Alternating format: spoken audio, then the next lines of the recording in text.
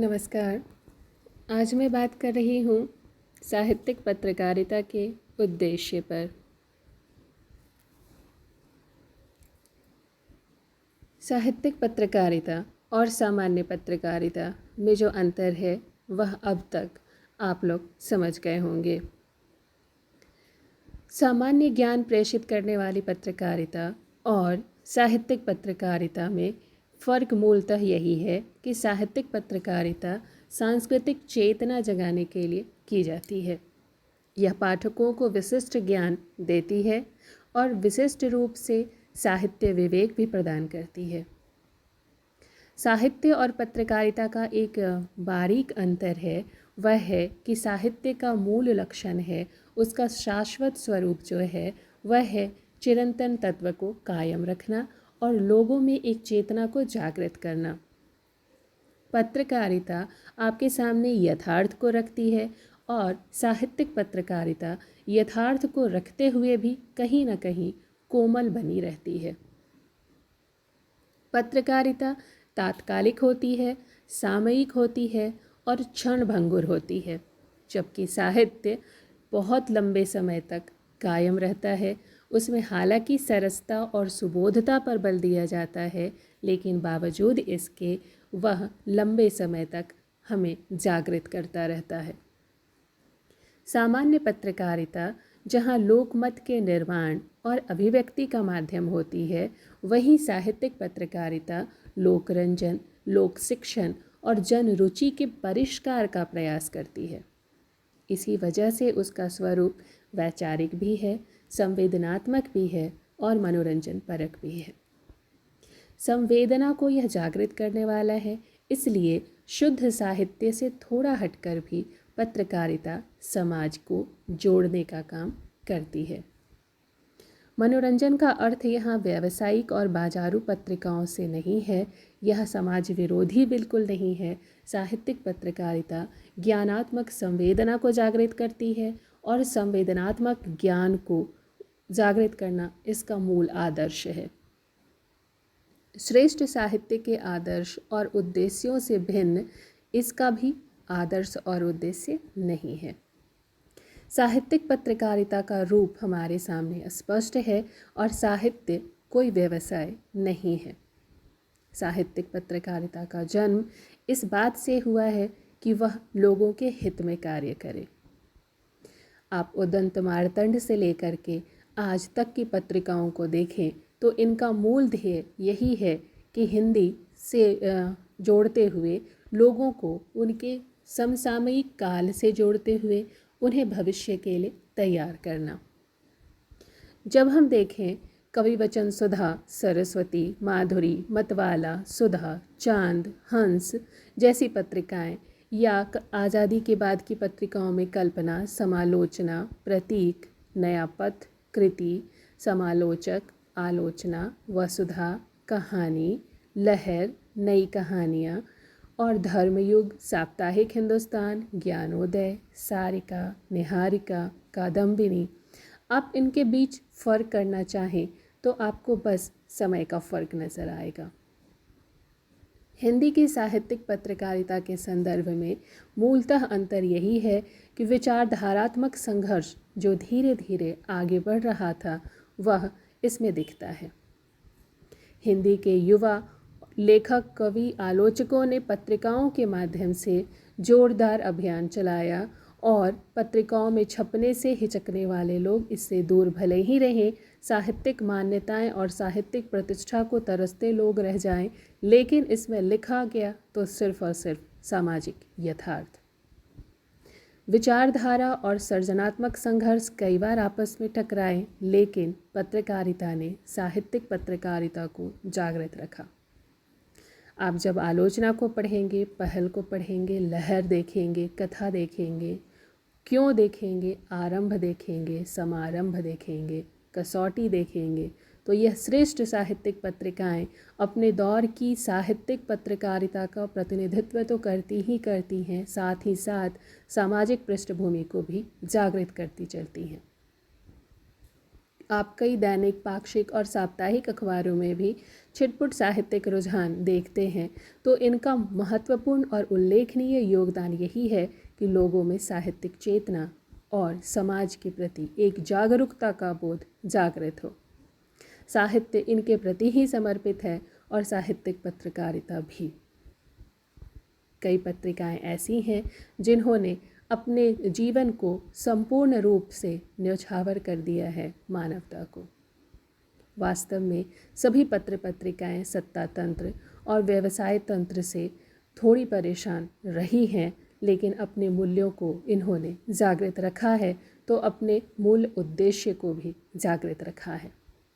पत्रकारिता का श्रेष्ठ और सच्चा प्रतिमान यही है कि उनमें सच को दिखना चाहिए।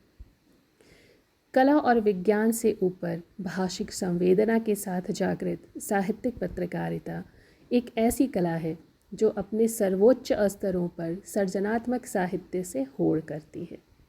कला और सृजनात्मक संगठन का समन्वित प्रयास लेखक करता है, वह सृजन करता है। एक श्रेष्ठ साहित्यिक पत्रकार अपनी संगठनात्मक क्षमता को दिखाता है, संपादन का सामर्थ्य दिखाता है, वस्तुनिष्ठ आलोचनात्मक विवेक दिखाता है, साहित्य को कलात्मक गतिशीलता देता है, नवोन्मेष की चेतना जगाता है और लोकोन्मुख प्रगतिशील साहित्य रचता है। भारतेंदु हरिश्चंद्र, महावीर प्रसाद द्विवेदी, प्रेमचंद निराला, रामविलास शर्मा, यशपाल, हरिशंकर परसाई, नामवर सिंह की साहित्यिक पत्रकारिता लेखकों में सृजनात्मकता और कलात्मकता जगाती है। श्रेष्ठ साहित्यिक पत्रकारिता एक विज्ञान की तरह है, इसमें सिर्फ और सिर्फ यथार्थ होता है और इसमें हम कला को जब समेटते हैं तब एक नई क्रांति हमारे सामने होती है। आज के संचार क्रांति के उत्तर औद्योगिक परिदृश्य में साहित्यिक पत्रकारिता सामाजिक चेतना को एक सुनिश्चित रूप एवं दिशा देने में तथा साथ ही लोकमत की सूक्ष्म प्रक्रिया को प्रभावित करने में अपना विशेष योगदान देती है। सामान्य पत्रकारिता की तुलना में साहित्य और साहित्यिक पत्रकारिता की यह भूमिका प्रक्रिया के स्तर पर अधिक जटिल एवं सूक्ष्म तथा प्रभाव की दृष्टि से अधिक अस्थायी किंतु लगभग अदृश्य होती है। साहित्यिक पत्रकारिता का उद्देश्य है लोकमत का निर्माण करना, लोक शिक्षण का कार्य जागृत करना और परोक्ष रूप से यह कार्य अवश्य रूप से साहित्यिक पत्रकारिता करती है। साहित्यिक पत्रकारिता समाज की विचार चेतना के विकास में महत्वपूर्ण योगदान देती है। व्यापक सांस्कृतिक एवं सामाजिक जनरुचि के परिष्कार में इसकी महत्वपूर्ण भूमिका से हम इनकार नहीं कर सकते।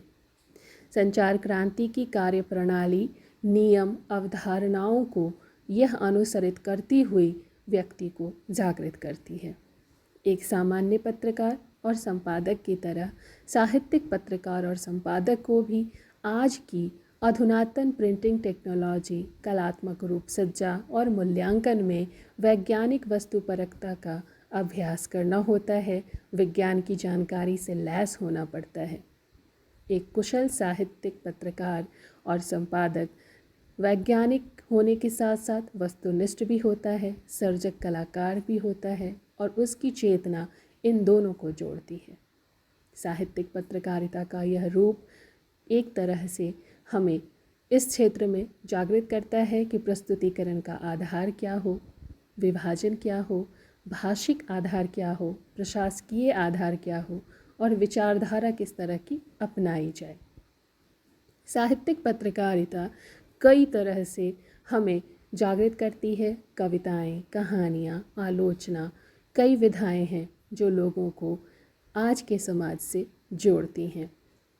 किसी एक विधा को हम श्रेष्ठ और किसी एक को निकृष्ट नहीं कह सकते। हर विधा व्यक्ति की अपनी पसंद है और उस पसंद से वह अपनी चीज़ें चुन लेता है। साहित्यिक पत्रकारिता हिंदी की साहित्यिक पत्रकारिता कई तरह से हमें इस उद्योग से भी जोड़ती हैं कि हमें व्यावसायिकता किस तरह अपने आप पर हावी नहीं होने देनी है, विचारधाराओं को कितना अपनाना है और कितना छोड़ देना है। साहित्यिक आंदोलनों से भी यह पत्रकारिता जोड़ती है, प्रगतिवादी आंदोलन से जोड़ती है तो प्रयोगवादी आंदोलन से जोड़ती है। कई तरह की अस्तित्ववादी आंदोलन आए, विखंडनवादी आंदोलन आए, इन सब से जोड़ने वाली चीज़ जो है वह साहित्यिक पत्रकारिता है। जैसा कि आरंभ से हम देखते आ रहे हैं, भारतेंदु हरिश्चंद्र की पत्रिका कवि वचन सुधा बनारस से प्रकाशित होती थी। भारतेंदु न केवल इसके आरंभकर्ता थे, बल्कि उन्होंने अपनी नेतृत्वकारी प्रतिभा से साहित्य और पत्रकारिता के बिखरे हुए सारे सूत्रों को समेटकर एक नए युग का सूत्रपात किया था। भारतेंदु की साहित्यिक पत्रकारिता से ही हिंदी साहित्य की नई से नई गद्य विधाओं की शुरुआत हुई थी। भारतेंदु समग्र के संपादक हेमंत शर्मा ने लिखा है कि आज की पत्रकारिता का ऐसा कोई रूप नहीं जिसका बीज भारतेंदु में नहीं हो। उन्होंने साहित्य को देश हित से जोड़कर अपनी पत्रकारिता के माध्यम से भाषा शैली और लोकप्रियता के ऊंचे तथा कलात्मक मानदंड स्थापित किए थे। यह पत्रकारिता दोधारी कटार की तरह है, जिसमें लिखने और घोंपने दोनों का काम किया जा सकता है। साहित्यिक पत्रकारिता की एक धार यदि देश को गुलाम बनाने वाले ब्रिटिश साम्राज्यवाद से लड़ जाती है, तो दूसरी धार ब्रिटिश साम्राज्यवादियों के पिट्ठुओं, जमींदारों, महाजनों, धर्म के ठेकेदारों, पाखंडियों से, रूढ़ियों से, सामाजिक कुरीतियों से तन कर लड़ती है। आज तक पत्रकारिता का यह रूप बरकरार है। हम जो आज पत्रकारिता का रूप देखते हैं, उसमें भी कई सामाजिक कुरीतियों से, रूढ़ियों से, समाज के ठेकेदारों से यह पत्रकारिता लड़ती हुई दिखती है। साहित्य और साहित्य की पत्रकारिता दोनों इसी मायने में एक दूसरे से जुड़े हुए नज़र आती हैं। आज़ादी के पहले, आज़ादी के बाद और वर्तमान जो समय है, इन सब में साहित्यिक पत्रकारिता का जो रूप है वो सब सिर्फ और सिर्फ समय के आधार पर थोड़ा परिवर्तित हुआ है, लेकिन मूल उद्देश्य तब भी वही था, आज भी यही है कि समाज में जागृति पैदा करने का कार्य साहित्यिक पत्रकारिता का है। हर युग थोड़ा कुछ न कुछ परिवर्तन लेकर आता है और इनकी वजह से थोड़ी सी प्रवृत्तियाँ भी बदल जाती हैं। इन प्रवृत्तियों के बदलने से उद्देश्य नहीं बदला करते। विभिन्न सांस्कृतिक विषय जो हैं वह सिमट जाते हैं, कम हो जाते हैं, बढ़ जाते हैं, लेकिन दृढ़तापूर्वक साहित्यिक पत्रकारिता हम सबका भरोसा अपने पर रखे रखती है। यह भरोसा उसने कभी भी टूटने नहीं दिया है। उसने व्यंग्य के माध्यम से, कहानियों के माध्यम से, कई तरह के निबंधों के माध्यम से इनको जागृत किया है, वस्तु स्थिति को स्पष्ट किया है, समाज को एक तरह से संवेदनशील बनाया है। यथार्थवादी होते हुए भी समाज को जोड़ने का कार्य करती साहित्यिक पत्रकारिता का मूल उद्देश्य यही है कि वह समाज को हमेशा आगे रखे, समाज के आगे मशाल बनकर तैनात रहे और साहित्य से लोगों को जोड़ कर रखे, भाषा से लोगों को जोड़ कर रखे। यही साहित्य पत्रकारिता का मूल उद्देश्य है।